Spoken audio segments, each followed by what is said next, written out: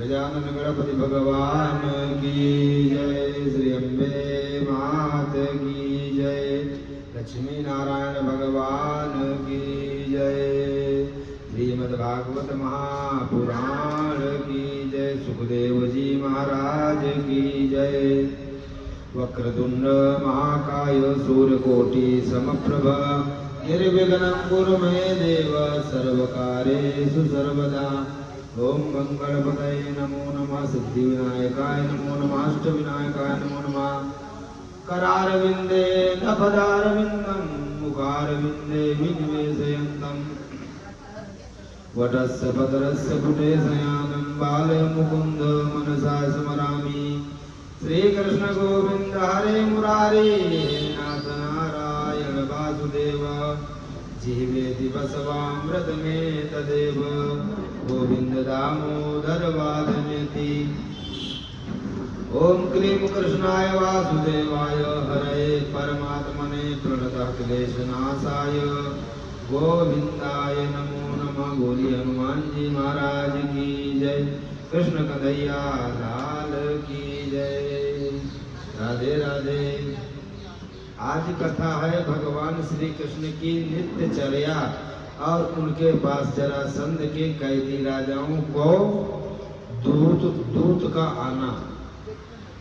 सुखदेव जी कहते हैं कि अथोसिवु पर्वतयाम कुक्कुटान कुजदो सपन ग्रहित कंठया पतिर भ्रमाद्यो विरहातुरा। परीक्षित जब सवेरा होने लगता है तो कुक्कुट मुर्गे बोलने लगते हैं और भगवान श्री कृष्ण की वे पत्नियां जिनके कंठ में श्री कृष्ण अपनी भुजा ढाल रखी है उनके विषयों की आकांक्षा से व्याकुल हो जाती हैं।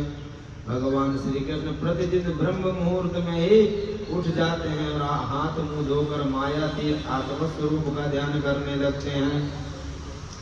बोलो, भगवान श्री कृष्ण भी ब्रह्म मुहूर्त में जगते थे और हम तो 8-9 बजे शांति से सो के जगेंगे। सूरज दादा जब सर में आके बोलेंगे कि भाई सुबह हो गई। हर एक चीज का इस संसार में महत्व है। सुबह जगने का भी महत्व है। ब्रह्म मुहूर्त में जगने के लिए तो तेजो वृद्धि, तेज की वृद्धि होती है। दूसरा, भगवान की कृपा तो रहती है। ब्रह्म मुहूर्त में जगने वाले की आयु क्षीण काल मृत्यु कभी नहीं होती। सूर्यास्त और सूर्य उदय के बाद जगने वाले और सूर्यास्त के समय सोने वाले की आयु क्षीण हो जाती है। यद्यपि भगवान के शरीर का सहज सौंदर्य ही मनुष्य लोकों का अलंकार है, इस प्रकार भगवान श्री कृष्ण सब रानियों से अलग अलग विदा होकर एक ही रूप में सुधर्मा सभा में प्रवेश करते और वहां जाकर श्रेष्ठ सिंहासन पर विराजते। 16,108 रानियां थी भगवान के। भगवान सबके पास एक ही स्वरूप में विराजते थे। आजकल के लोग बोलते हैं ना, भगवान 16,000 रखते थे तो हम 2-4 रख लें। तो तुम 2-4 के बाद 4 नहीं हो सकते। 4 होने की ताकत हो तो रखो, परंतु आप बड़े बलवान हैं और काल रूप से सर्वदा सावधान रहकर उनकी आशालता का तुरंत समूल उच्छेद कर डालते हैं। हम आपके उस काल रूप को नमस्कार करते हैं। हे चक्रपाणे, आपने 18 बार जरासंध से युद्ध किया और 17 बार उसका मान मर्दन करके उसे छोड़ दिया। भगवान हर बार जरासंध को अधमरा छोड़ देते, क्योंकि जरासंध एक नहीं 2 था। 2 कैसे? जब राजा के पुत्र न हुआ तो एक ऋषि मुनि तपस्या से फल दिए और राजा 2 फल का 1 फल का 2 भाग करके 2 रानियों को खिलाया तो आधे आधे पुत्र पैदा हुए। तो रानियां डर गई तो दोनों भाग को फटवा दी, तब मरा हुआ था। तो जरा नाम की राक्षसी ने दोनों का क्या कर दिया, संग।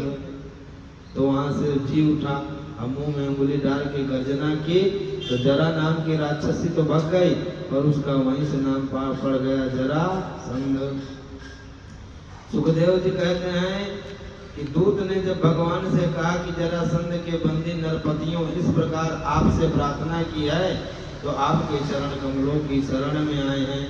तो सुखदेव जी कहते कि राजदूते ब्रुवत्तोयम देवर्षि परमद्युति बिभ्रतं पिंगजटाभारम प्रादुरासीद यथा रवि। हे परीक्षित, राजाओं का दूत इस प्रकार कह ही रहा था कि परम तेजस्वी नारद जी वहां आ पहुंचे। उनकी सुनहरी जटाएं चमक रही थी। उन्हें देखकर ऐसा मालूम हो रहा था मानो साक्षात भगवान सूर्य का उदय हो गया हो। आज समस्त लोकपालों के एकमात्र स्वामी भगवान श्री कृष्ण ही उन्हें देखते हैं। तब देवर्षि नारद जी ने कहा कि दृष्टा मया ते बहुशो दुरत्तया माया विभो विश्व सर्जश्च मायिनः भूतेषु भूमश्च चरतः स्वशक्ति भी वरे क्षुण्ण रुचो मदुद्भुतम्।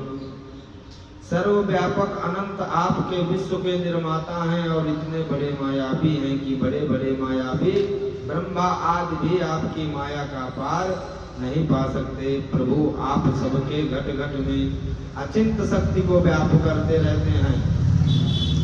भगवान उस श्रेष्ठ यज्ञ आपका दर्शन करने के लिए बड़े देवता और यशस्वी नरपति गण एकत्र होते हैं। प्रभु आप स्वयं विज्ञान नंद घन हैं, ब्रह्म हैं। श्रवण कीर्तन और ध्यान करने मात्र से अत्यंत भी पवित्र हो जाते हैं। इसलिए कीर्तन भजन करना चाहिए। बोलिए राधे राधे। तो देखो चर्चाएं बंद नहीं हो सकती। सुखदेव जी कहते हैं कि परीक्षित सभा में जितने यदुवंशी बैठे थे वे सब इस बात के लिए अत्यंत उत्सुक हो रहे थे कि पहले जरासंध पर चढ़ाई करके उसे जीत लिया जाए। भगवान श्री कृष्ण ने कहा, उद्धव तुम मेरे हितैषी सुहृद हो, शुभ संपत्ति देने वाले और कार्य के तत्वों को भली भांति समझने वाले हो, इसलिए हम तुमसे अपना उत्तम नेत्र मानते हैं। सुखदेव जी कहते हैं, परीक्षित भगवान श्री कृष्ण के वचन सुनकर महापति उद्धव जी ने देवर्षि नारद सभासद और भगवान श्री कृष्ण के मत पर विचार किया। उद्धव जी ने कहा कि भगवान देवर्षि नारद जी आपको यह सलाह दी है छोरे भाई पांडव राजसूय यज्ञ में सम्मानित होकर उनकी सहायता करनी चाहिए। उनका यह कथन ठीक है। जब हम इसी दृष्टि से विचार करते हैं कि राजसूय यज्ञ वही कर सकता है जो दसों दिशाओं पर विजय प्राप्त कर ले। आप सर्वशक्तिमान रूप रहित काल स्वरूप हैं। विश्व की सृष्टि और प्रलय आपकी ही शक्ति से होती है। इसी प्रकार जरासंध का वध तो होगा, आपकी शक्ति से भीमसेन केवल उसमें निमित्त मात्र बनेंगे। सुखदेव जी कहते हैं कि उद्धव जी की यह सलाह सब प्रकार से हितकर और निर्दोष थी। देवर्षि नारद यदुवंश के बड़े बूढ़े और स्वयं भगवान श्री कृष्ण ने भी उनकी बात का समर्थन किया। अब भगवान श्री कृष्ण अनंत सौवीर मुरु कुरुक्षेत्र और उनके बीच में पड़ने वाले पर्वत नदी आदि नगर गांव अहिरों की बस्तियां तथा खानों पर पार करते हुए आगे बढ़ने लगे और मुकुंद मार्ग से दुरुस्वती सरस्वती नदी पार करके पांचाल मत्स्य देशों से होते हुए इंद्रप्रस्थ में जा पहुंचे। अब अजात शत्रु महाराज युधिष्ठिर को यह समाचार मिला कि भगवान श्री कृष्ण पधारे हैं। तब उनका रोम रोम आनंदमय हो गया और ब्राह्मणों को बुलाकर स्तुतिवाचन होने लगे। भगवान की 150 से भगवान की पूजा की। शुद्ध मगाध वंदी जन और ब्राह्मण भगवान की स्तुति करने लगे। इंद्रप्रस्थ की नगर की सड़कें और गलियां मत वाले हाथियों के मत से तथा सुगंधित जल से सींच दी गई। अतः पुरु की स्त्रियां भगवान श्री कृष्ण को देखकर प्रेम और आनंद से भर गईं। जब कुंती ने अपने त्रिभुवनपति भतीजे श्री कृष्ण को देखा तब उनका हृदय प्रेम से भर आया। अपनी सास कुंती की प्रेरणा से द्रौपदी ने वस्त्र आभूषण माला आदि के द्वारा रुक्मिणी सत्यभामा भद्रा जाम्बवती कालिंदी मित्रविंदा लक्ष्मणा और तथा वहां आई हुई श्री कृष्ण की अनन्य रानियों का युधिष्ठिर भगवान श्री कृष्ण उनकी सेना सेवक उन्हें नित्य नई नई सुख की सामग्रियां प्राप्त हों। सुखदेव जी कहते हैं कि परीक्षित एक दिन महाराज युधिष्ठिर बहुत से मुनियों और ब्राह्मणों क्षत्रियों वैश्य भीमसेन आदि भाइयों कुल के बड़े बूढ़ों जाति बंधुओं से संबंधित राज्यसभा में बैठे हुए थे। उन्होंने भगवान श्री कृष्ण को संबोधित करके ये बात कही। युधिष्ठिर बोले, कृतुराजेन गोविंद राजसूयेन पावनी यच्छ विभूति भवतस्तत् संपादयन प्रभु। गोविंद, मैं सर्वश्रेष्ठ राजसू यज्ञ के द्वारा आपका और आपके परम पावन विभूति स्वरूप का देवताओं का यजन करना चाहता हूँ। कमल नाभ आपके चरण कमलों की पादुकाएं समस्त अमंगलों को नष्ट करने वाली हैं। तब भगवान श्री कृष्ण ने कहा, शत्रु विजयी धर्मराज, आपका निश्चय बहुत ही उत्तम राजसू यज्ञ करने से समस्त लोकों में आपकी मंगलमय कीर्ति का विस्तार होगा। राजन, आपका यह महायज्ञ ऋषियों, पितरों, देवताओं, सगे संबंधी और हमें और कहाँ तक कहें समस्त प्राणियों को अभिष्ट फल देने वाला है। सुखदेव जी कहते हैं कि निशम भगवत गीतम प्रीता पुल्ल मुखाम्बुजा भ्रातिर्दिग विजय युक्तक विश्रवते तेजो पम्भृतान। परीक्षित भगवान की बात सुनकर महाराज युधिष्ठिर हृदय आनंद से भर गए। उनका मुख कमल प्रफुल्लित हो गया। सुखदेव जी कहते हैं कि जरासंध ने उन लोगों को आवाज, सूरत, सकल और कलाइयों पर पड़े हुए धनुष की प्रकंचा की रगड़ से चिन्ह को देखकर पहचान लिया। भगवान कृष्ण और अर्जुन और भीम वेश बदलकर ब्राह्मण का रूप लेकर जरासंध के द्वार पर गए। जरासंध दानी था, राक्षस था। अक्सर गुंडे लोग दानी होते हैं, खलु लोग दानी ही होते हैं। तो जरासंध बोले, आपको क्या चाहिए ब्राह्मणों, आप बताओ। पर आप सकल भाषा भूषा से आप ब्राह्मण नहीं लगते। आपके उंगली और बाजू बंद देख के लगता है कि कोई आप क्षत्रिय, मजबूत बलशाली क्षत्रिय हैं। तो जरासंध ने पहचान लिया ये ब्राह्मण नहीं है, ये क्षत्रिय हैं। अब वो सोचने लगा कि मैंने कहीं न कहीं इन्हें देखा भी अवश्य है। फिर उसने मन ही मन यह विचार किया कि क्षत्रिय होने पर भी मेरे भय से ब्राह्मण का वेश बनाकर आए हैं, क्योंकि भगवान कृष्ण अपने रूप में जाते तो उसका पाराहाई हो जाता। फिर उसने मन ही मन यह विचार किया कि ये क्षत्रिय ना होने पर भी मेरे डर के कारण वेश बनाकर आए हैं। जब ये भिक्षा मांगने पर ही उतारू हैं, तब चाहे जो कुछ मांग ले मैं इन्हें दूंगा। याचना करने पर अपना अत्यंत प्यारा और दुसक्त शरीर देने में भी मुझे हिचकिचाहट नहीं होगी। विष्णु भगवान ने ब्राह्मण का वेश धारण करके बाली का धन ऐश्वर्य सब कुछ छीन लिया, फिर भी बलि की पवित्र कीर्ति सब ओर फैली हुई है। इसमें संदेह नहीं कि विष्णु भगवान ने देवराज इंद्र की राज्य लक्ष्मी बलि से छीनकर उन्हें लौटाने के लिए ब्राह्मण रूप धारण किया। दैत्यराज बलि को यह बात मालूम हो गई थी। शुक्राचार्य जी के कारण फिर भी उन्होंने अपना निश्चय नहीं बदला। यही दानी पुरुष की निशानी है। भगवान श्री कृष्ण ने कहा, राजेंद्र, हम लोग अन्न के इच्छुक ब्राह्मण नहीं हैं, क्षत्रिय। हम आपके पास युद्ध के लिए आए हैं। यदि आपकी इच्छा हो तो द्वंद्व युद्ध की भिक्षा दीजिए। देखो, ये पांडु पुत्र भीमसेन है और यह इनका भाई अर्जुन है, और मैं इन दोनों का ममेरा भाई तथा आपका पुराना शत्रु कृष्ण हूँ। जब भगवान श्री कृष्ण ने इस प्रकार अपना परिचय दिया तो राजा जरासंध ठठाकर हंसने लगा और चिढ़कर बोला, अरे मूर्खों, यदि तुम्हें युद्ध की ही इच्छा है तो लो, मैं तुम्हारी प्रार्थना स्वीकार करता हूँ। परंतु कृष्ण, तुम तो बड़े डरपोक हो। युद्ध में तुम घबरा जाते हो और भाग जाते हो। मेरे डर के कारण मथुरा छोड़ दी, समुद्र की शरण ली, इसलिए मैं तुम्हारे साथ नहीं लड़ूंगा। यह अर्जुन भी कोई योद्धा नहीं, एक तो अवस्था में मुझसे छोटा है, दूसरा कोई विशेष बलवान नहीं। मैं तो भीम से लड़ूंगा। और भीम से अखाड़ा पहलवानी के लिए लड़ने के लिए तैयार हुआ जरासंध, और युद्ध दोनों में शुरू हुआ। भगवान क्या ज्ञान अबाध है, उन्होंने उसकी मृत्यु का उपाय जानकर वृक्ष की डाली की 2 पत्तियां उठाई। भीम उसे कई बार पटका, फाड़ दिया, लेकिन वो मरा नहीं। जैसे फाड़ के फेंक दे हुए फिर जुड़ के हंसने लगे। तब भगवान दो पत्ती फाड़ के और ऐसे किए कि एक भाग इधर फेंक एक भाग इधर फेंक। तब भीम ने जरासंध के दो टुकड़े करके इधर उधर कर दिया, तो वहीं से उसका वध हो गया। और मगध राज जरासंध की मृत्यु हो जाने पर वहां की प्रजा बड़े जोर से हाय हाय पुकारने लगी।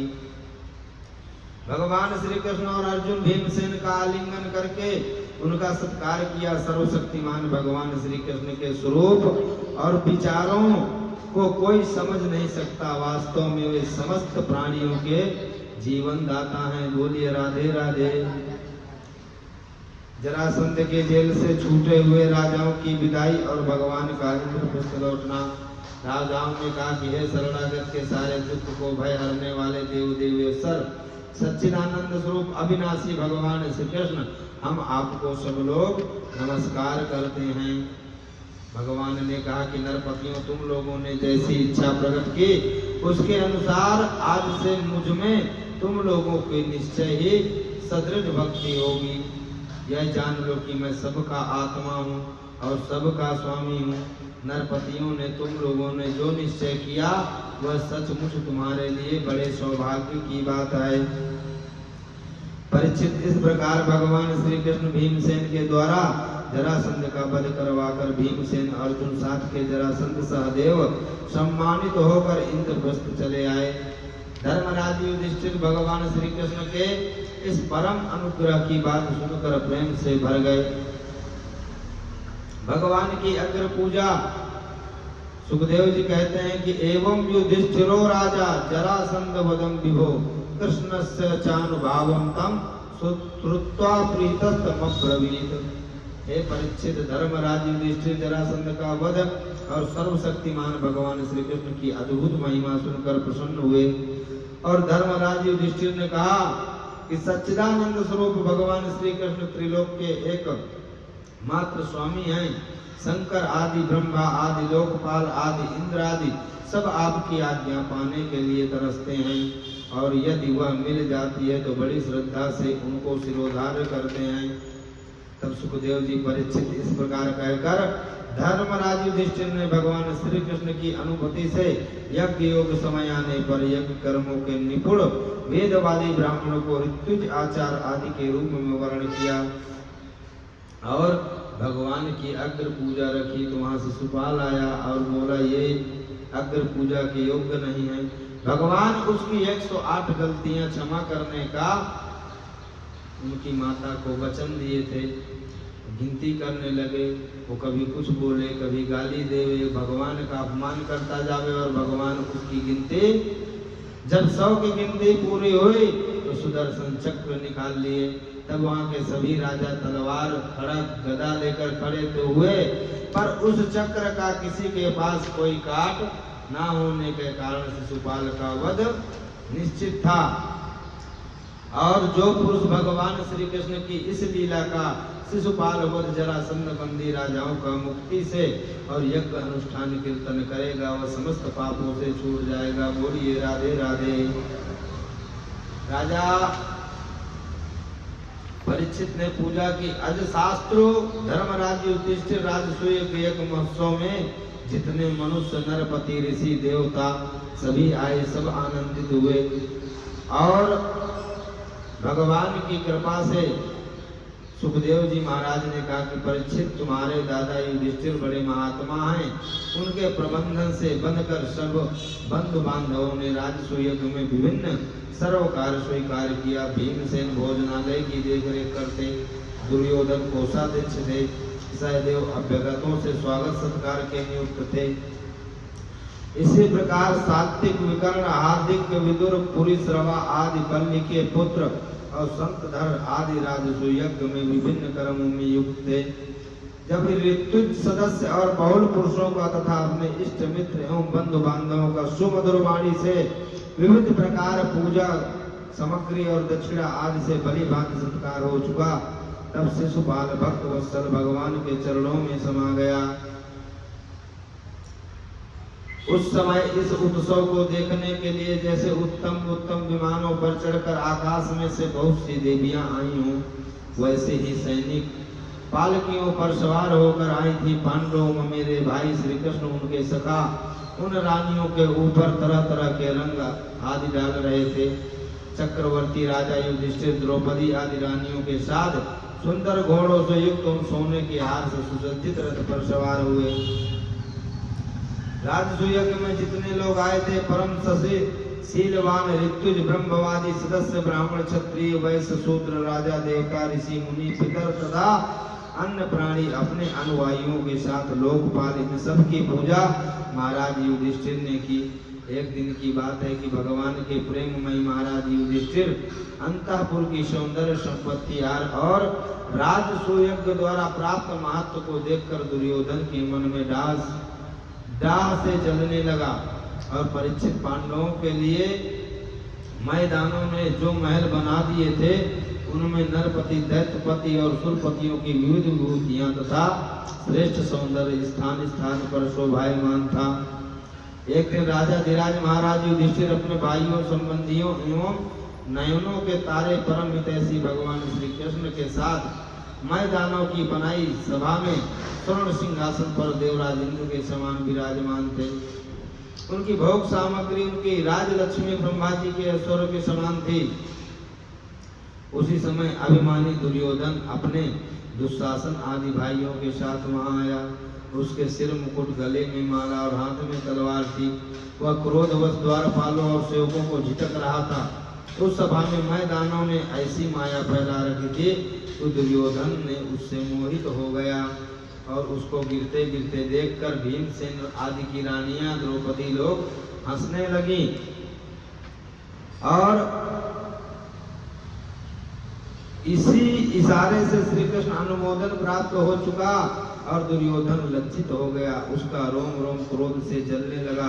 वह मुंह लटकाकर चुपचाप सभा से निकलकर हस्तिनापुर चला गया। और फिर सुखदेव जी कहते हैं कि परीक्षित अब मनुष्यों की लीला करने वाले भगवान श्री कृष्ण एक अद्भुत चरित्र सुनो। इसमें यह बताया जाएगा कि 100 भानक विमान का अधिपति साल्व किस प्रकार भगवान के हाथ से मारा गया। मूढ़ साल्व ने इस प्रकार प्रतिज्ञा करके कि देवादिदेव भगवान पशुपति की आराधना प्रारंभ की और वह उन दिनों में केवल एक बार मुट्ठी भर राख फाँक लिया। ये तो पार्वती पति भगवान शंकर आशुतोष हैं, अवगढ़दानी हैं। फिर भी वे साल्व का घोर संकल्प जानकर 1 वर्ष के बाद प्रसन्न हुए। उन्होंने अपने शरणागत साल्व से वर मांगने के लिए कहा। उस समय साल्व ने यह वर मांगा कि मुझे आप एक विमान दीजिए जो देवता असुर मनुष्य गंधर्व नाग और राक्षसों से तोड़ा ना जा सके, जहाँ इच्छा हो वहीं चला जाए और यदुवंशियों के लिए अत्यंत भयंकर हो। भगवान शंकर ने कह दिया तथास्तु। इसके बाद उनकी आज्ञा से विपक्षियों के नगर जीतने वाले मैदानों ने लोहे का सौभ नामक विमान बनाया और साल्व को दे दिया। यह विमान क्या था? एक नगर ही था। वह इतना अंधकारमय था कि उसे देखना या पकड़ पाना अत्यंत कठिन था।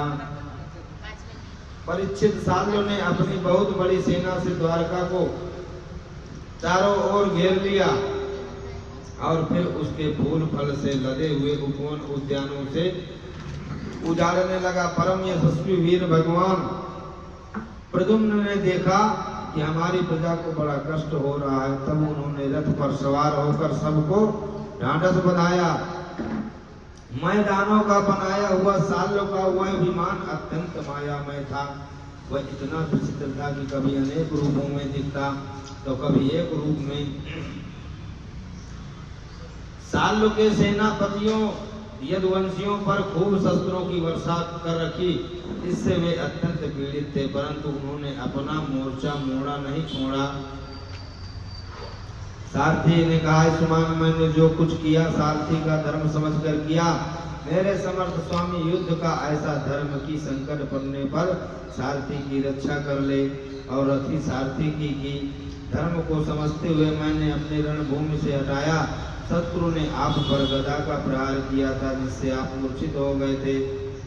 सुखदेव जी कहते हैं, परीक्षित अब प्रद्युम्न जी ने हाथ मुंह धोकर कवच पहनकर धनुष धारण किया और सारथी से कहा कि मुझे वीर दुमान के पास फिर से ले चलो। उस समय जुमान यादव सेना के तहस नहस कर रहा था। प्रद्युम्न जी ने उसके पास पहुंचकर उसे ऐसा करने से रोक दिया और मुस्कुराकर 8 बाण मारे। 4 बाणों से उसके 4 घोड़े और एक बाण से सारथी धनुष ध्वजा और सिर काट डाला। बोलिए राधे राधे। इस प्रकार यदुवंशी और सालों के सैनिक एक दूसरे पर प्रहार करते रहे। बड़ा घमासान भयंकर युद्ध हुआ और लगातार 27 दिनों तक चला। उन दिनों भगवान श्री कृष्ण धर्मराज युधिष्ठिर के बुलाने से इंद्रप्रस्थ गए हुए थे। वहां भगवान श्री कृष्ण ने देखा कि बड़े भयंकर अपशकुन हो रहे हैं। तब उन्होंने कुरुवंश के बड़े बूढ़ों ऋषि मुनियों, कुंती और पांडवों से अनुमति लेकर द्वारका के लिए प्रस्थान किया और मन ही मन कहने लगे कि मैं पूज्य भाई बलराम जी के साथ यहाँ चला आया हूँ। शिशुपाल के पक्षपाती क्षत्रिय अवश्य ही द्वारका पर आक्रमण कर रहे होंगे। भगवान श्री कृष्ण द्वारका में पहुंचकर देखा कि सचमुच यादवों पर बड़ी विपत्ति आई है। तब उन्होंने बलराम जी को नगर की रक्षा के लिए नियुक्त कर दिया और सौभपति सालों को देखकर अपने सारथी दारुक से कहा, दारुक तुम शीघ्र मेरा रथ सालों के पास ले चलो। देखो ये सालो मायावी है, मैं तनिक भी भय नहीं करना। भगवान की ऐसे आज्ञा पाकर दारुक रथ पर चढ़ गया और उसे सालों की ओर लेता। भगवान के रथ की ध्वजा गरुड़ चिन्हित थी। उसे देखकर यदुवंशियों को तथा सालों की सेना को लोगों ने युद्ध भूमि में प्रवेश करते ही भगवान को पहचान लिया। अब तक सालों की सारी सेना प्रायः नष्ट हो गई थी। सालों ने भगवान श्री कृष्ण की बाईं भुजा में, जिसमें सांग धनुष शोभायमान था, बाण मारा। इससे सांग धनुष भगवान के हाथ से छूट कर गिर पड़ा। एक अद्भुत घटना घट गई। जो लोग आकाश या पृथ्वी या युद्ध देख रहे थे वे बड़े जोर से हाय हाय पुकारने लगे कि तब सालों ने गरज कर भगवान श्री कृष्ण ने कहा, मूढ़ तूने हम लोगों के देखते देखते हमारे भाई और सखा शिशुपाल की पत्नी को हर लिया तथा भरी सभा में जबकि हमारा मित्र शिशुपाल असावधान था तूने उसे मार डाला। मैं जानता हूँ कि तू अपने को अजय मानता है। भगवान श्री कृष्ण ने कहा, हेमंत तू वृथा ही बहक रहा है। तुझे पता नहीं कि तेरे सिर पर मौत है। सवार शूरवीर व्यर्थ की बकवाद नहीं करते, वह अपनी वीरता ही दिखलाया करते हैं। और इस प्रकार कहकर भगवान श्री कृष्ण क्रोधित हो अपनी अत्यंत वेगवती और भयंकर गदा से सालों के जत्रु स्थान पर प्रहार किया, जिससे वह खून उगलता हुआ कांपने लगा। इधर जब गदा भगवान के पास लौट आई तब सालों अंतर्धान हो गया और 2 घड़ी बीतते बीतते एक मनुष्य ने भगवान के पास पहुंचकर उनको सिर झुकाकर प्रणाम किया और रोता हुआ बोला, मुझे आपके माता देवकी जी ने भेजा है। उन्होंने कहा है कि अपने पिता के प्रति अत्यंत प्रेम रखने वाले महाबाहु श्री कृष्ण सालों तुम्हारे पिता को उसी प्रकार बांध ले गया जैसे कोई कसाई पशु को बांध ले जाता है। उसकी माया थी। भाई बलराम जी को तो देवता असुर कोई नहीं जीत सकता था। वो सर्वदा सावधान रहते थे। सालों का बल पौरुष तो अत्यंत अल्प है, फिर भी इसने उन्हें कैसे जीत लिया। पिताजी को बांध कर ले गया। सचमुच प्रारब्ध बहुत बलवान है। भगवान श्री कृष्ण इस प्रकार कह ही रहे थे कि सालों वसुदेव जी के समान एक माया चरित मनुष्य लेकर वहां पहुंचा। अरे मूर्ख, देख यही तुझे पैदा करने वाला तेरा बाप है जिसके लिए तू जी रहा है। तेरे देखते देखते मैं इसका काम तमाम करता हूँ। कुछ बल पौरु को तो इसे बचा ले। माया अभी सालों ने इस प्रकार भगवान को फटका कर माया चरित वसुदेव का सिर तलवार से काट लिया और उसे लेकर अपने आकाश विमान पर जा बैठा। भगवान श्री कृष्ण स्वयं सिद्ध ज्ञान स्वरूप और महान भाव हैं। वे यह घटना देखकर 2 घड़ी के लिए अपने सुजन वसुदेव के प्रति अत्यंत प्रेम होने के कारण साधारण पुरुषों के समान शोक में डूबे, परंतु फिर वे जान गए कि यह सालों की फैलाई हुई आसुरी माया है। परीक्षित, इस प्रकार बात पूर्व पार का विचार करने वाले कोई ऋषि कहते हैं अवश्य ही वे बातों को भूल जाते हैं। श्री कृष्ण के संबंध में ऐसा कहना उन्हीं के वचनों के विपरीत है।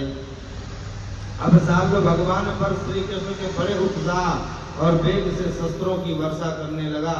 अमोघ शक्ति भगवान श्री कृष्ण भी अपने बाणों से सालों को घायल कर दिया, कवच धनुष सिर की मणि को छिन्न भिन्न कर दिया और भगवान श्री कृष्ण के हाथों से चलाई हुई गदा से वह विमान चूर चूर होकर समुद्र में गिर पड़ा और गिरने से पहले ही सालों हाथ में गदा लेकर धरती पर कूद पड़ा।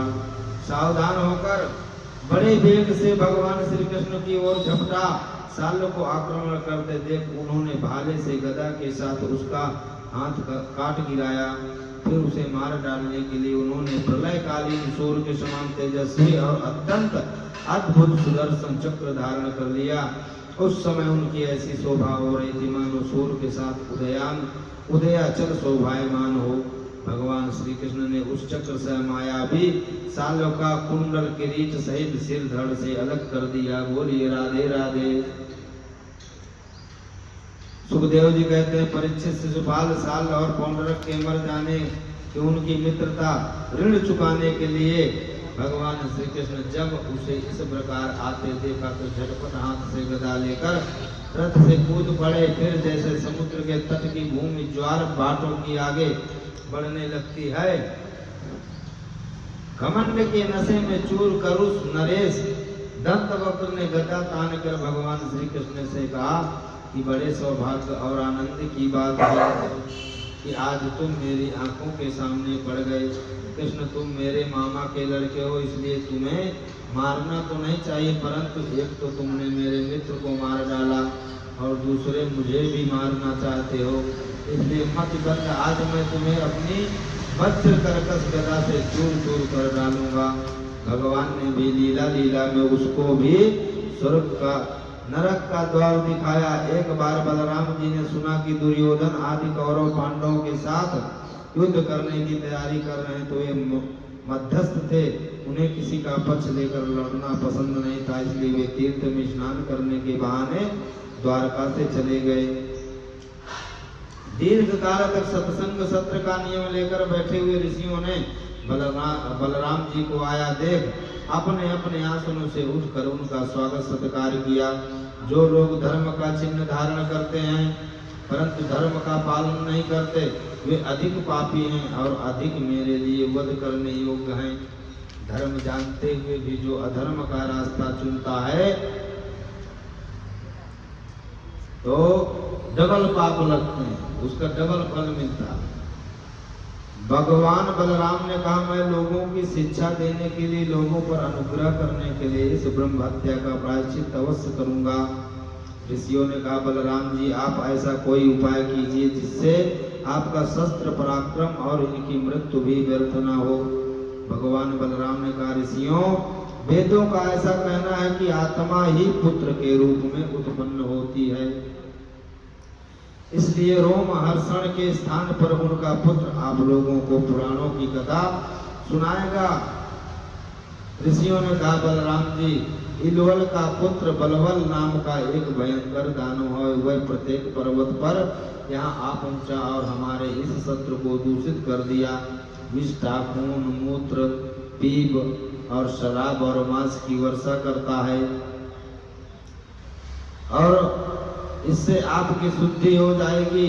सुखदेव जी कहते हैं कि पर्व का दिन आने पर भयंकर अदंड चलने लगा, धूल की वर्षा होने लगी, चारों ओर से पीप की दुर्गंध आने लगी। इसके बाद यज्ञशाला में बलवल ने दानव ने मल मूत्र आदि अपवित्र वस्तुओं की वर्षा, हाथ में त्रिशूल लिए हुए स्वयं दिखाई पड़ा।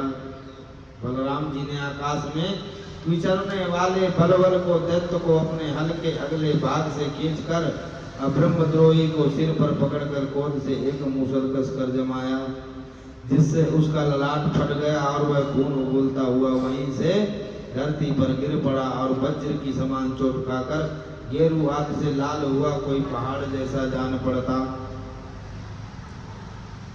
नैमिषारण्यवासी भगवान मुनियों ने बलराम जी की स्तुति की और तदंतर नैमिषारण्यवासी ऋषियों ने उनकी विदा और उनके आज्ञा अनुसार बलराम जी ब्राह्मणों के साथ कौशिकी नदी के तट पर आए और वहां स्नान किए। बलराम जी ने ब्राह्मणों को 10,000 गौएं दान की और वहां से कृतमाला और ताम्रपर्णी नदियों में स्नान करते हुए मलय पर्वत पर गए। जब भगवान बलराम वहां से चलकर केरल और त्रिगत देश में होकर भगवान शंकर के क्षेत्र गोकर्ण तीर्थ में आए, वहां सदा सर्वदा भगवान शंकर विराजमान रहते हैं। वहां से जल से घिरे हुए द्वीप में निवास करने वाली आर्या देवी का दर्शन करने गए और फिर उस द्वीप से चलकर सूर्पराग क्षेत्र की यात्रा की।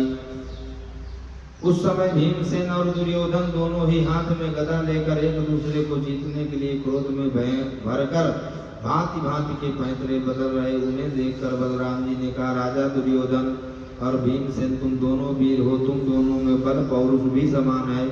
मैं ऐसा समझता हूँ कि भीमसेन में बल अधिक है और दुर्योधन में गदा युद्ध में शिक्षा अधिक पाई जाती है।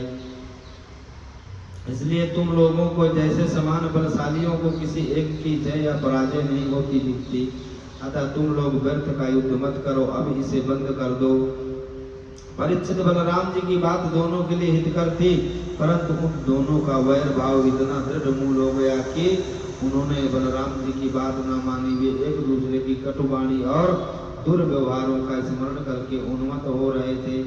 भगवान बलराम जी ने निश्चय किया कि इनका प्रारब्ध ऐसा ही, इसलिए उन्हें संबंध में विशेष आग्रह न करके वे द्वारका लौट आए। द्वारका में उग्रसेन आदि गुरुजनों तथा अन्य संबंधियों से बड़ा प्रेम पाकर उनका स्वागत किया। परीक्षित भगवान बलराम स्वयं अनंत हैं, उनका स्वरूप मन और वाणी के परे उन्होंने लीला के लिए ही यह मनुष्यों का सा शरीर ग्रहण किया। राजा परीक्षित ने कहा कि भगवान प्रेम और मुक्ति के देवता हैं, परम ब्रह्म परमात्मा और भगवान श्री कृष्ण की शक्ति के अनंत हैं, इसलिए उनका माधुर्य और ऐश्वर्य की तो चेतना की बात ही क्या। भगवान के एक मित्र थे सुदामा।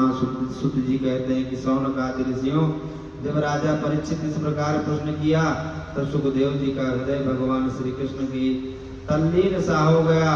और सुखदेव जी के परीक्षित एक ब्राह्मण भगवान श्री कृष्ण के परम मित्र थे, वे बड़े ब्रह्मज्ञानी, विषयों से विरक्त, शांत चित्त और जितेंद्रिय और गृहस्थ होने पर भी इस प्रकार संग्रह परिग्रह रख कर प्रारब्ध के अनुसार जो कुछ मिल जाता उसी में संतुष्ट रहते। इसलिए नाम संतोष होने से नहीं कुछ होता, संतोषी हृदय होना चाहिए।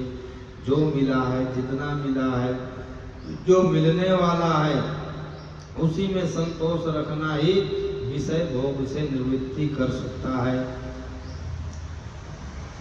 भगवान साक्षात लक्ष्मीपति भगवान श्री कृष्ण आपके सखा हैं। सुदामा की पत्नी को पता चला कि साक्षात द्वारिकाधीश हमारे पति के मित्र हैं। अगर हमारी पहचान थोड़ी मोदी से हो तो हम सोशल मीडिया में फट से फोटो डालेंगे कि लोगों को पता चले कि हमारी पहचान तो प्रधानमंत्री से है। अब बोलो, सुदामा जी के पत्नी को ही नहीं पता था कि द्वारिकाधीश जी के मित्र हैं, दूसरे से पता चला। तब पत्नी हाई कोर्ट है, बोलने लगी कि जाओ मिल के आओ, शायद कुछ मदद करेंगे।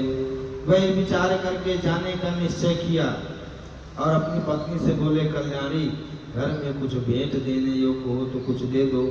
तो मांग कर 3-5 मुट्ठी चावल, रड़के के समान, तंदूर के समान। कैसे चावल? एक चावल के 4 भाग, ऐसे टूटे हुए चावल, उनको तंदूर कहते हैं। जब द्वारका पर पहुंचे तब ब्राह्मण देवता दूसरे ब्राह्मणों के साथ सैनिकों की 3 छवानियां और 3 जोड़ानियां पार करके भगवत मार्ग का पालन करने वाले अंधक और विष्णुवंशी यादवों के महल में जा पहुंचे। अत्यंत कठिन है जहां पहुंचे।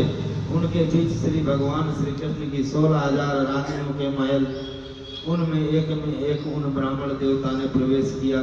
वह महल खूब सजाया था। उस समय भगवान श्री कृष्ण अपनी प्राण प्रिया रुक्मिणी जी के साथ पलंग पर विराजे थे और ब्राह्मण देवता को दूर से ही देखकर वे सहसा उठ खड़े हुए और उनके पास आकर आनंद से अपने भुजा पास से बांध लिया। परीक्षित, परम आनंदमय स्वरूप भगवान अपने प्यारे सखा ब्राह्मण देवता के अंग स्पर्श से अत्यंत आनंदित हुए।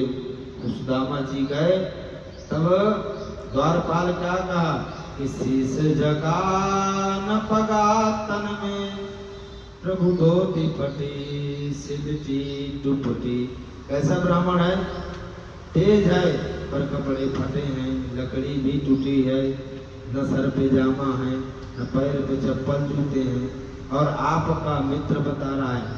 तो भगवान उसका नाम सुनते ही नंगे पांव खेस वगैरह छोड़कर, सिंहासन छोड़कर दौड़े। तो कहते हैं जब भाव भक्ति से भगवान को बुलाया जाए तो भगवान गरुड़ वेग से बढ़कर भी अपने भक्त के लिए आते हैं। और सुदामा को अंदर ले जाकर अपने सिंहासन पर विराजमान कर, और दासियों को नहीं रुक्मिणी को आज्ञा दी कि जाओ जल लेकर आओ। तब रुक्मिणी आदि रानियों को लगा कि कोई ये कौन सा अभिभूत है, कौन सी ऐसी तपस्या की है जो भगवान स्वयं नंगे पांव दौड़कर इसका स्वागत किए और अपने सिंहासन पर बैठाल कर मुझे जल लाने के लिए कह रहे हैं। हजारों दासियां खड़ी हैं पर हम पटरानियों को आज्ञा दिए। जब तक रुक्मिणी जल लेकर आती तब भगवान अपने अश्रुओं से ही सुदामा जी के चरण धो दिए और बढ़िया 56 प्रकार का भोजन कर अपनी स्वयं जिसमें भगवान स्वयं योग निद्रा में रहते थे उसी खटिया पे सुदामा जी को बैठाया और कहने लगे कि धर्म के मर्मज्ञ ब्राह्मण देव गुरु दक्षिणा देकर जब आप गुरुकुल से लौट आए तब आपने अपने अनुरूप स्त्री से विवाह किया या नहीं? मैं जानता हूँ कि आपका चित्त गृहस्थी में रहकर प्रायः विषय भोगों से आसक्त नहीं है। विद्वान यह भी मुझे मालूम है कि धन आदि में आपकी कोई प्रीति नहीं है। जगत में विरले ही लोग ऐसे होते हैं जो भगवान के माया से निर्मित विषय संबंधी वासनाओं का त्याग कर देते हैं। और हमें तो एक कटोरी आमरस दिख जाए तो मुंह में पानी आ जाएगा। राधे राधे। हे ब्राह्मण शिरोमणे, क्या आपको उस समय की बात याद है जब हम दोनों एक साथ गुरुकुल में निवास करते थे?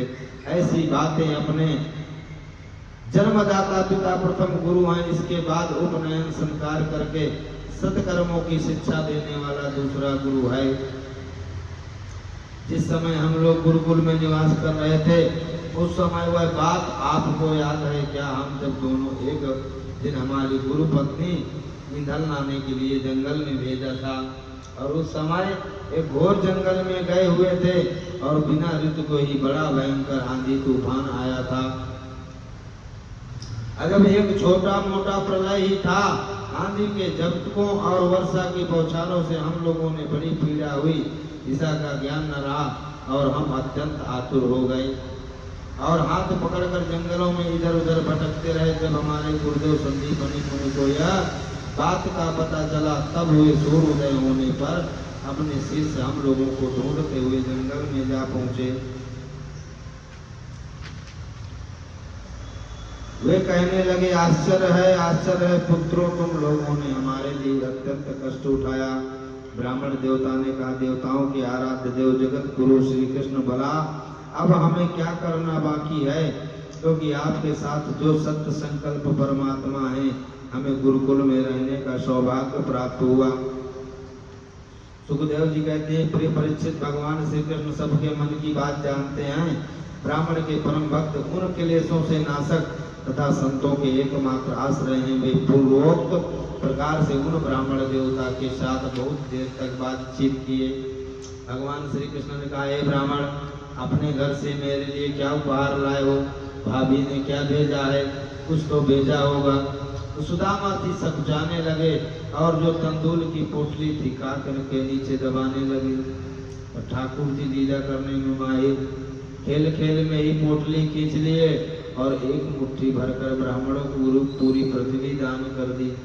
दूसरी मुट्ठी खाकर पूरा स्वर्ग दान कर दिया और जब अपना लोक देने लगे तो रुक्मिणी ने हाथ पकड़ लिया कि प्रभु कुछ हमारे लिए भी बाकी रखो कि आप ही सब पालोगे। तो ऐसे भगवान हैं। रुक्मिणी ने कहा, हे विश्वात्मन, बस मनुष्यों को इस लोक में तथा मरने के बाद परलोक में भी समस्त संपत्तियों की समृद्धि नहीं प्राप्त होती, पर आप तो एक मुट्ठी चिवड़ा और 2 मुट्ठी चिवड़ा में अपना और सबका सब कुछ दे रहे हैं। प्रसन्नता का हेतु बन जाता। परीक्षित ब्राह्मण देवता उस रात को भगवान श्री कृष्ण के महल में ही रहे और उन्होंने बड़े आराम से ब्राह्मणों को अपना इष्ट मानने वाले भगवान श्री कृष्ण की ब्राह्मण भक्ति आज मैंने अपनी आंखों से देख ली। धन्य है जिनके वक्ष स्थल पर स्वयं लक्ष्मी जी सदा विराजमान रहती हैं। उन्होंने मुझ अत्यंत दरिद्र को अपने हृदय से लगा लिया।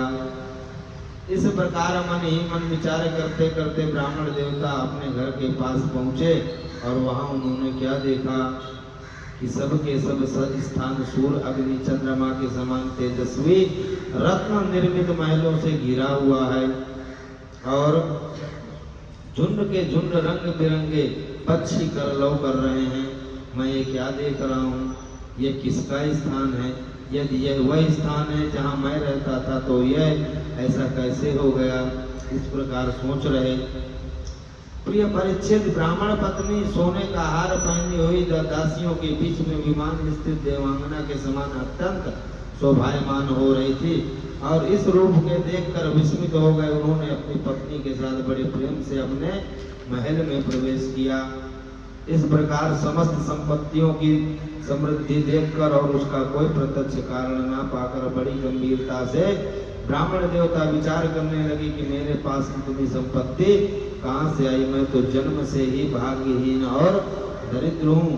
पर अनजन्मा भगवान श्री कृष्ण संपत्ति आदि को जानते हैं। वे देखते ही देखते बड़े धनियों का धन और ऐश्वर्य मद से पतन हो जाता है।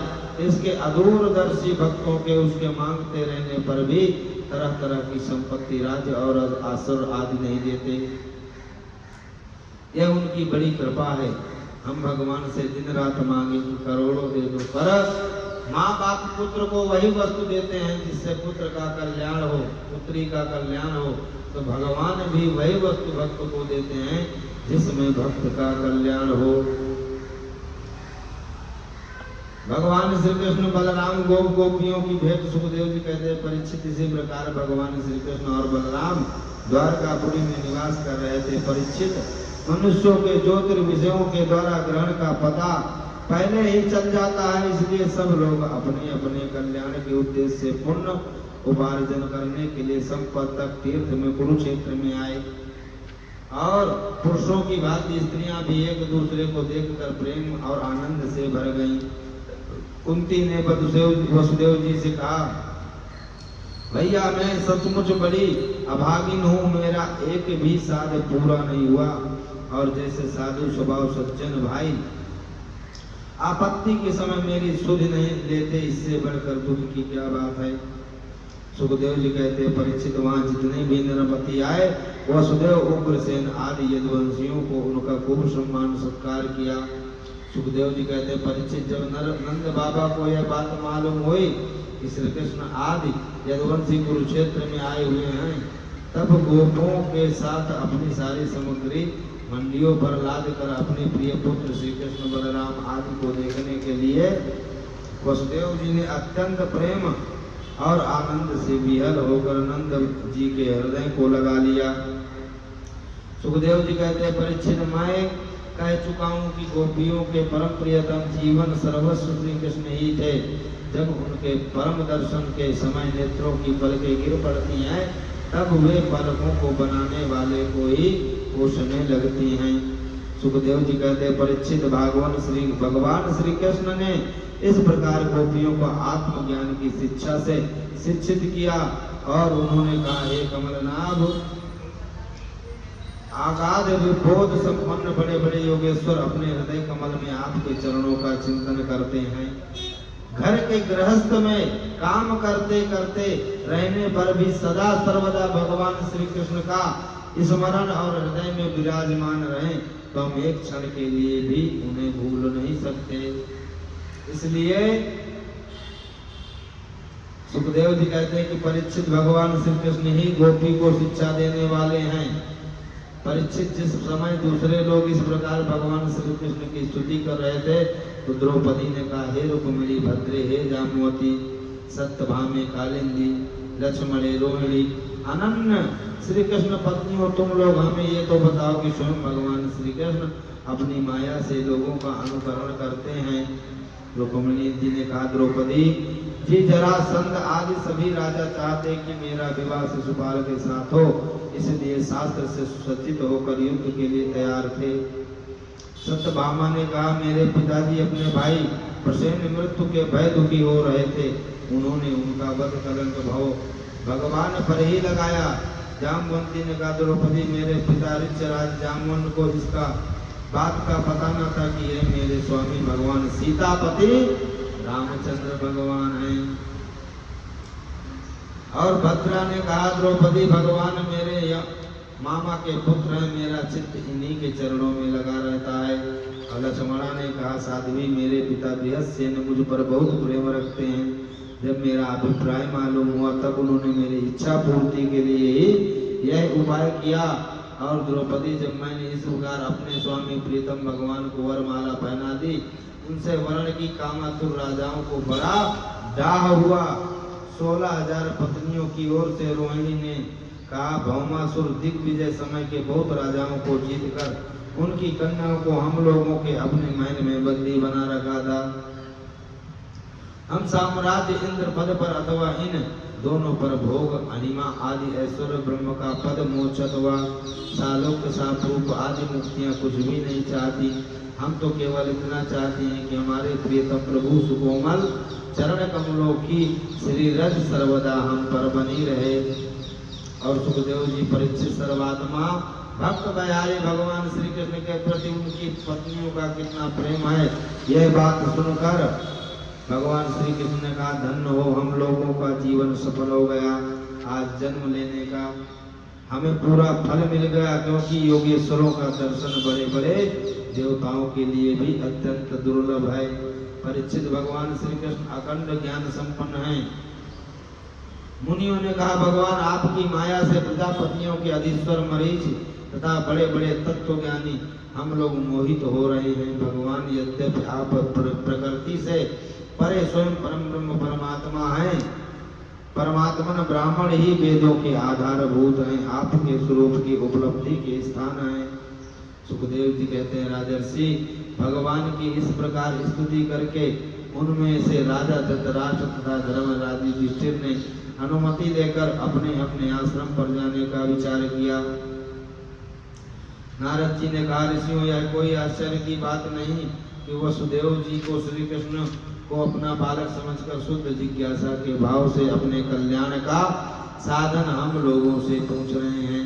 संसार में बहुत पास रहना मनुष्य के अनादर का कारण हुआ करता है। देखते हैं गंगा तट पर रहने वाला पुरुष गंगा जल छोड़कर अपनी शुद्धि के लिए दूसरे तीर्थ में जाता है। बोलिए राधे राधे।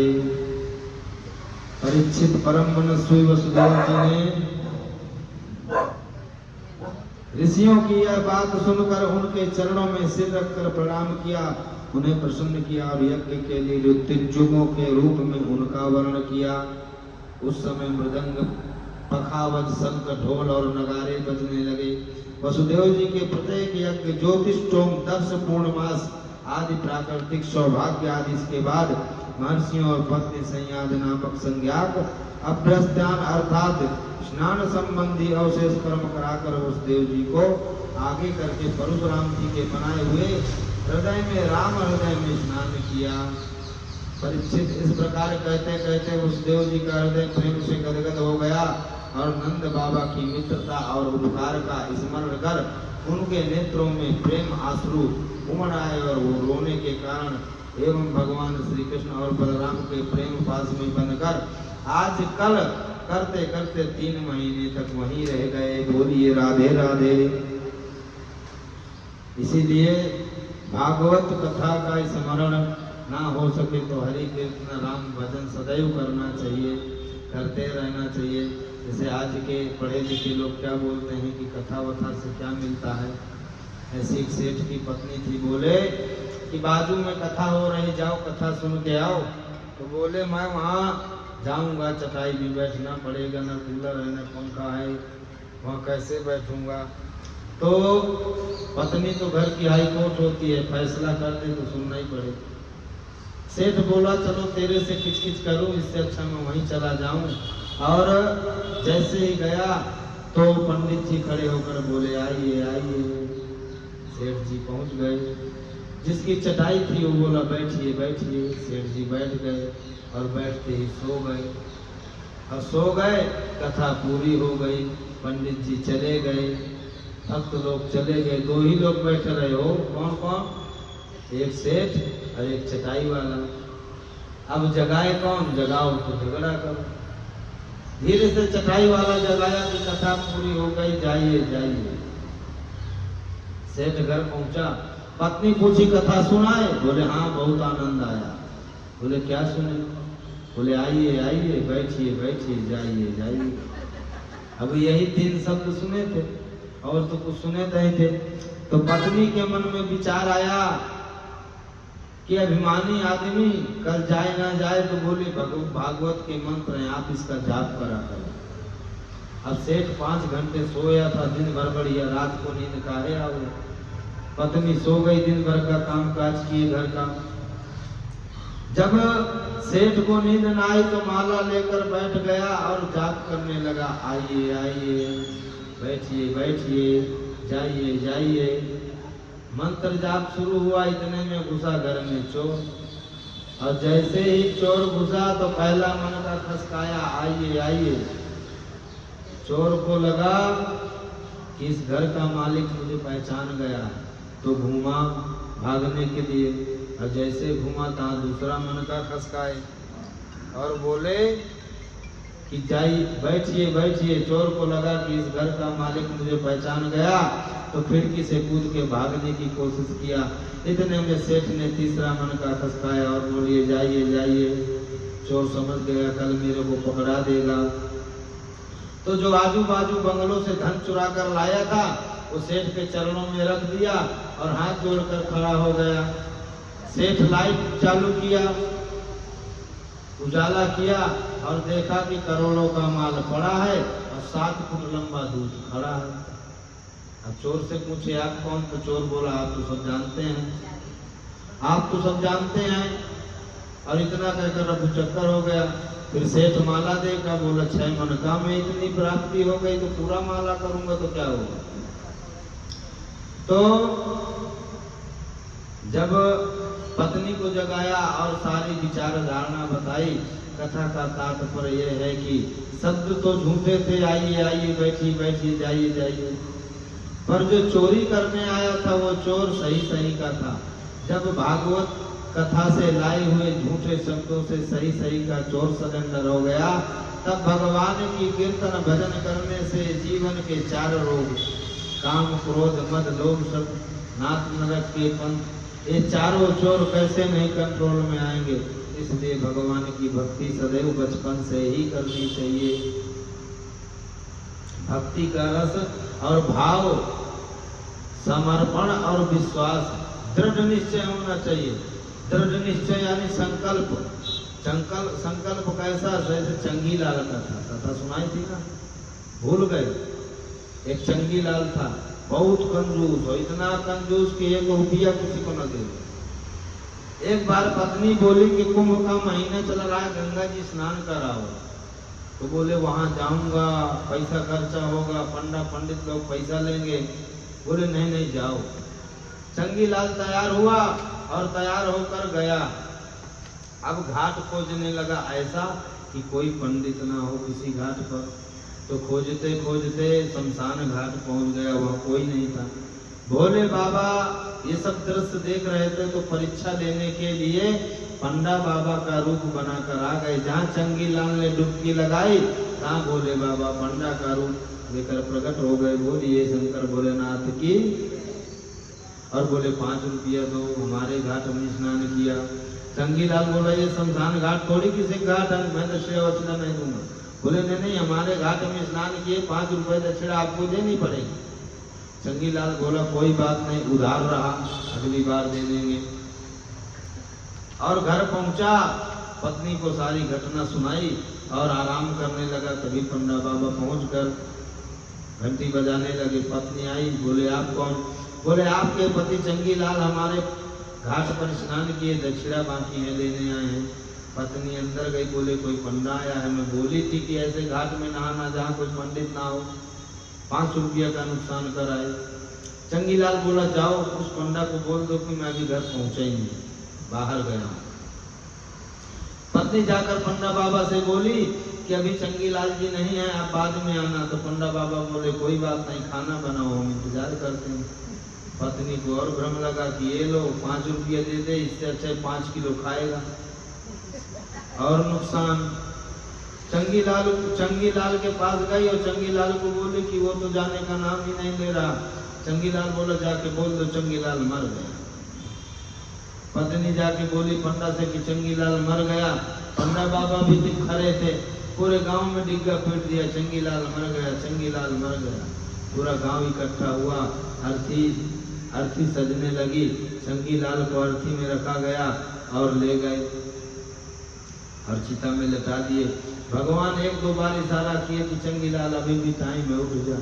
पर चंगीलाल का संकल्प मजबूत था, चाहे मैं जल के राख हो जाऊं पर इस पंडा को 1 रुपया नहीं दूंगा, इतना दृढ़ संकल्प था।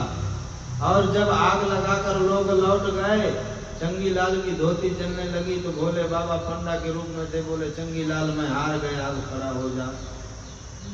मैं चंगीलाल उठ खड़ा हुआ और भोले बाबा पंडा के रूप में थे तो अपने रूप में आकर उसको दर्शन दिए और बोले चंगीलाल मैं तेरी कंजूसी से प्रसन्न हुआ, तेरा संकल्प मजबूत है, तू वरदान मांग। तो बोले 5 रुपया छोड़ दो। चंगीलाल बोला वही 5 रुपया छोड़ दो, यही वरदान दो। तो उसका संकल्प इतना मजबूत था, इसीलिए पूजा पाठ करते समय ब्राह्मण संकल्प कराता है ना, तो संकल्प हमारा मजबूत होना चाहिए। ये नहीं कि मंदिर गए और कहीं और निकल गए। राधे राधे। बोले श्रीमद् भागवत महापुराण की, पुरुषोत्तम भगवान की जय।